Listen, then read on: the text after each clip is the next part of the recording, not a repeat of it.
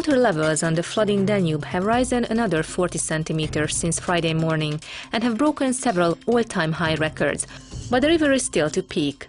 The situation continues to be the most critical in northern Hungary's Győr-falu, where helicopters, bulldozers and divers are making an attempt to repair a damaged dike.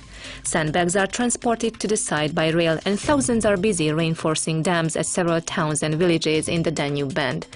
The river is expected to peak at around 895 centimeters in Budapest on Monday. The city can be protected if the water is not higher than 930 centimeters, Mayor István Tarlós said.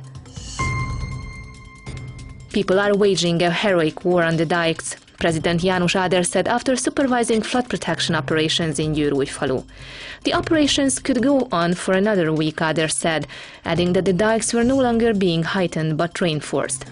The president said that all resources were in place to protect residential areas. Prime Minister Viktor Orbán, however, said that people had to prepare even for the worst-case scenario. Orbán was managing flood protection personally at several locations. He said that nobody had been hurt in the floods and the operations were going on in a disciplined and timely manner. The Prime Minister called on all citizens to cooperate for a common cause. Hungarian communities in neighboring countries have offered to help with flood protection operations in Hungary. Volunteers are being coordinated by the Hungarian National Council of Transylvania and are scheduled to depart for Hungary on Saturday morning. A team of firefighter volunteers from Transcarpathia have already arrived in Hungary. Some of the team members needed visas to enter Hungary, which the consulate in Beregszáz issued in 2 hours. These teams have joined the work of erecting protective barriers in Tahitótfalu. They said they will stay and help with the work as long as needed. The Reformed Church of Transcarpathia continues recruiting volunteers to be sent to help Hungary in flood defense operations. The National Cooperation Account now receives donations from other countries, State Secretary for Welfare and the Family Miklós Soltész said on Friday. During the past 2 days, a total 18.7 million forints were sent to the account, but further donations are welcome, Soltész said.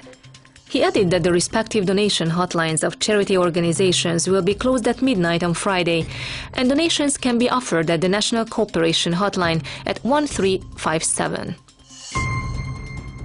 Hungary's economy started growing in the first quarter of the year, detailed figure from the Central Statistical Office show. According to KSH's report, the economy grew by 0.7% compared to the fourth quarter of last year, the same as indicated by preliminary data. The recent growth was promoted by a 27% increase in farm production and a 1.5% improvement in the construction sector. The 0.7% quarterly growth figure is one of the best in the European Union.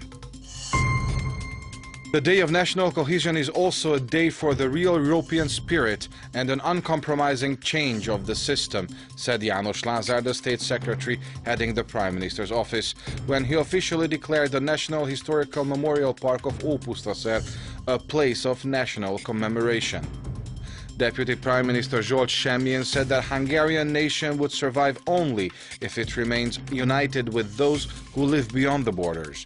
A memorial for the national flag was inaugurated in Tokaj in the east, which is a copy of the 1934 memorial for the Trianon demolished during the communist era.